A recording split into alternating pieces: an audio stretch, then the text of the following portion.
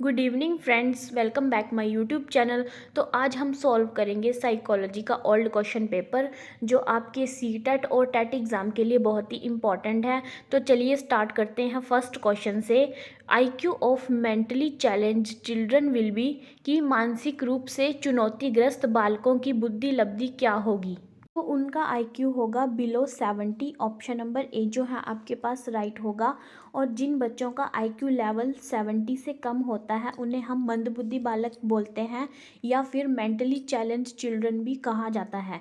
तो उनकी जितनी एज होती है वो उस लेवल का काम नहीं कर पाते हैं और ऐसे बच्चों पे हमें बहुत ही ध्यान देने की ज़रूरत पड़ती है, जैसे कि वो चीज़ों को याद नहीं रख पाते हैं या फिर बात करने में प्रॉब्लम आएगी, क्यूरियोसिटी में कमी होगी और सोचने की क्षमता में भी कमी होगी। ऐसे बच्चों का जो मानसिक विकास होता है वो नॉर्मल बच्चों के कंपैरिजन बहुत ही स्लो होता है और मानसिक क्रियाओं में भी ये सामान्य बच्चों के बराबर काम नहीं कर पाते हैं।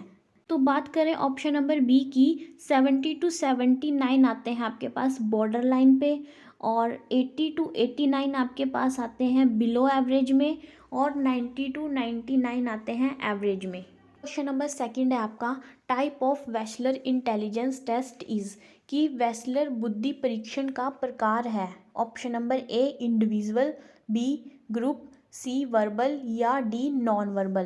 तो जो आपके पास वेस्लर थे उन्होंने इंडिविजुअल इंटेलिजेंस स्केल दिया था फॉर ऑल एज ग्रुप की। यह एक व्यक्तिगत बुद्धि परीक्षण है जो हर एज ग्रुप के लिए बनाया गया था और इसमें आपके पास 3 स्टेजेस हैं, साइड में पिक्चर में दी गई हैं, देखिए आप।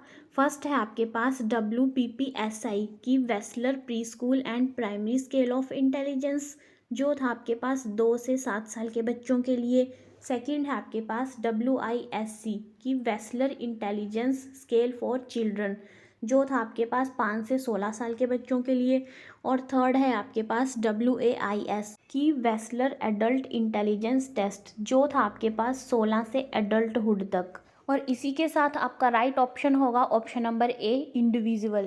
तो नेक्स्ट क्वेश्चन है आपका, dash intelligence test are based on pictures and sign की कौन से बुद्धि परीक्षण चित्रों व संकेतों पर आधारित होते हैं। Option number A verbal, B non verbal, C group या फिर डी इंडिविजुअल। तो आपके पास राइट ऑप्शन होगा option number B non verbal की जो नॉन वर्बल इंटेलिजेंस टेस्ट हैं वो बेस्ड होते हैं पिक्चर और साइंस पे की प्रॉब्लम जो होती है वो एक्टिविटी या पिक्चर के थ्रू देंगे बच्चे को सॉल्व करने के लिए। इसमें आपके पास वर्ड या लैंग्वेज का यूज़ बिल्कुल भी नहीं होगा। और अगर बात करें बाकी ऑप्शंस की तो जो ऑप्शन नंबर ए है वर्बल इंटेलिजेंस टेस्ट, इसका मतलब होता है कि जो टेस्ट बोलने से रिगार्डिंग होगा, मतलब इसमें वर्ड्स और लैंग्वेज का यूज़ होगा। और अगर हम बात करें इंडिविजुअल और ग्रुप टेस्ट की तो जो इंडिविजुअल टेस्ट होता है वो सिंगल पर्सन के लिए होता है, उसमें एक व्यक्ति या एक बच्चे को अटेंशन मिलेगी और वो एक टाइम पे एक का ही टेस्ट होगा। लेकिन जो ग्रुप टेस्ट है उसमें क्या होगा, उसमें ग्रुप में टेस्ट होगा तो उसमें इंडिविजुअल अटेंशन जो है वो कम मिलेगी। तो नेक्स्ट क्वेश्चन है आपके पास, energised and directional behaviour is कि ऊर्जावान व दिशा निर्देशित व्यवहार क्या है। तो वो है आपके पास ऑप्शन नंबर सी जो है राइट होगा मोटिवेशन कि जो मोटिवेशन है वो एक टाइप की एनर्जी है या मोशन है जो हमारे काम को बनाए रखता है। और जो हमारे पास डायरेक्शन है, अगर हम उसी डायरेक्शन में फॉलो करेंगे तो हम अपने गोल को अचीव कर सकते हैं। तो नेक्स्ट क्वेश्चन है आपका question number 5, first stage of motivational cycle is कि अभिप्रेरणात्मक चक्र की पहली अवस्था क्या है। ऑप्शन नंबर ए है गोल, बी ड्राइव, सी इंसेंटिव या डी नीड। तो आपके पास फर्स्ट स्टेज होगी मोटिवेशनल साइकिल की नीड। ऑप्शन नंबर डी जो है आपके पास राइट होगा। तो फ्रेंड्स देखिए आपके साइड में मोटिवेशन साइकिल दिया हुआ है, इसमें फर्स्ट नंबर पे आएगा नीड कि हमें किसी भी चीज़ की नीड हो सकती है, जॉब की, एग्ज़ाम क्रैक करने की। तो वो नीड ही है जो फर्स्ट नंबर पे होगी, उसके बाद ही हम आगे बढ़ेंगे। तो उसके बाद आता है आपके पास ड्राइव। ड्राइव एक टाइप की भूख है, हंगर है कि हमें उस चीज़ को पाना है। थर्ड नंबर पे आपके पास आता है अराउजल। अराउजल एक टाइप की एक्साइटमेंट है कि हम एक्साइटेड हैं उस चीज़ को पाने के लिए। फोर्थ नंबर पे आपके पास आता है गोल डायरेक्टेड बिहेवियर, कि अगर हम एक्साइटेड हैं उस चीज़ को पाने के लिए तो हम उस दिशा में जो है आगे बढ़ने लगेंगे। उसके बाद फिफ्थ नंबर पे आपके पास आता है अचीवमेंट, कि अगर हम एक ही दिशा में आगे बढ़ेंगे तो हम उस चीज़ को पालेंगे या अचीव कर लेंगे। फिर उसके पास नेक्स्ट नंबर पे है रिडक्शन ऑफ अराउजल, अगर हम उस चीज़ को पालेंगे तो आपके पास एक्साइटमेंट ख़त्म हो जाएगी, तो उसके बाद रिडक्शन हो जाएगा एक्साइटमेंट का। फिर नेक्स्ट वो साइकिल फिर से चल पड़ेगा, नीड, फिर से हमें ज़रूरत पड़ेगी। तो ऐसे ही एक साइकिल दिया हुआ है। नेक्स्ट क्वेश्चन है question number 6, second level of needs in Maslow's motivational theory is, कि मैस्लो की अभिप्रेरणा सिद्धांत के दूसरे स्तर की आवश्यकता क्या है। तो वो है आपके पास सेफ्टी, ऑप्शन नंबर ए जो है वो राइट होगा। फ्रेंड्स, ये साइड में स्ट्रक्चर दिया है मैस्लो का। सबसे फर्स्ट नीड आती है इसमें फिजियोलॉजिकल नीड्स, जो कि हमारी एक बेसिक नीड होती हैं, जैसे खाना पीना, क्योंकि हमें जीवित रहने के लिए ये सब तो चाहिए ही, और ये हमारी बेसिक नीड होती हैं और सर्वाइवल नीड्स भी होती हैं। नेक्स्ट है आपके पास सेफ्टी नीड्स, इसमें आपके पास आ जाता है कि अपना घर होना चाहिए, तभी हम सेफली रह सकते हैं उसमें। थर्ड है आपके पास बिलोंगिंगनेस एंड लव नीड्स, इसमें आपके पास फैमिली और फ्रेंड्स आ जाते हैं। नेक्स्ट है एस्टम नीड्स, इसमें आपका आत्मसम्मान आ जाता है कि आत्मसम्मान भी बहुत ज़रूरी है। और लास्ट है आपके पास सेल्फ एक्चुअलाइजेशन, ये आपके पास लास्ट नीड है कि अपना आत्म विकास करना, कि खुद को एक्चुअलाइज करना। और जो आपके पास फोर्थ और फिफ्थ नीड है, एस्टम नीड और सेल्फ एक्चुअलाइजेशन नीड, ये आपके पास हायर लेवल नीड्स होती हैं।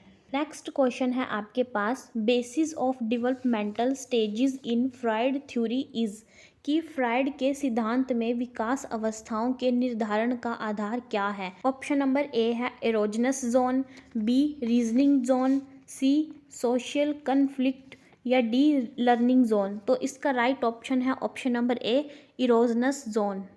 नेक्स्ट क्वेश्चन है आपके पास long term non reinforcement will lead to, कि लंबे समय तक पुनर्बलक न दिए जाने का परिणाम क्या होगा। ऑप्शन नंबर ए है जर्नलाइजेशन, या बी रिडक्शन, सी डिस्क्रिमिनेशन, या डी लर्निंग। तो इसका राइट ऑप्शन होगा ऑप्शन नंबर बी रिडक्शन, कि अगर हम किसी को लंबे समय तक रेनफोर्समेंट नहीं मिली है तो वो क्या करेगा, भूल जाएगा, उसका रिडक्शन हो जाएगा। क्वेश्चन नंबर 10 है आपका, इसमें आपने करेक्ट मैच बताना है। ऑप्शन नंबर ए है आपके पास ईद के सामने दिया है मैस्लो, तो आपकी जो मैस्लो की थ्योरी है उसमें आपकी बेसिक नीड्स के बारे में दिया है, उसको रैंक किया है ऑर्डर में, तो आपके पास ये करेक्ट मैच नहीं होगा। नेक्स्ट है आपके पास बी आइडेंटिटी को फ्राइड के साथ दिया है, तो वो भी गलत होगा, क्योंकि फ्राइड ने जो थ्योरी दी है वो है ईद ईगो सुपर ईगो के बारे में, उसके ऊपर बेस्ड है वो। तो नेक्स्ट है आपके पास सी सेल्फ स्किनर, तो ये भी गलत होगा क्योंकि स्किनर ने आपके पास ऑपरेंट कंडीशनिंग थ्योरी दी है। तो नेक्स्ट है आपके पास option number D ZPD Vygotsky, तो ये राइट होगा कि ZPD वाइगोस्की की थ्योरी में आता है। तो ZPD का मतलब है जोन ऑफ प्रॉक्सिमल डेवलपमेंट, तो इसका करेक्ट मैच होगा option number D ZPD Vygotsky. Next question है आपके पास Piaget's cognitive development stage for adolescent is, कि किशोरों के लिए पियाजे की संज्ञानात्मक विकास की अवस्था क्या है। तो इसका राइट है option number a formal operational stage. Next question है आपका dash is achieved during Piaget's concrete operational stage, कि पियाजे की मूर्त संक्रियात्मक अवस्था में डैश की प्राप्ति होती है। तो इसका राइट है ऑप्शन नंबर ए कंजर्वेशन। कंजर्वेशन आती है आपकी कंक्रीट ऑपरेशनल स्टेज में। और अगर हम बात करें ऑप्शन नंबर बी की, ऑब्जेक्ट परमानेंस आपके पास आता है सेंसरी मोटर स्टेज में। और ऑप्शन नंबर सी है एनिमिज्म, तो वो आपके पास आता है प्री ऑपरेशनल स्टेज में। और जो थर्ड है हाइपोथेटिकल रीजनिंग, वो आती है फॉर्मल ऑपरेशनल स्टेज में। नेक्स्ट क्वेश्चन है आपके पास अब्स्ट्रैक्ट थिंकिंग डिवेल्प्स ड्यूरिंग, कि अमूर्त चिंतन का विकास होता है। तो इसका राइट है option number B formal operational stage में। जो आपकी अब्स्ट्रैक्ट थिंकिंग है वो होती है अमूर्त चीज़ों के बारे में सोचना, कि जो आपके सामने चीज़ें नहीं भी हैं उनके बारे में भी बच्चा अब सोच सकता है, या उसके आइडियाज़ में है वो चीज़ें और चीज़ों को वो इमेजिनेशन भी कर सकता है।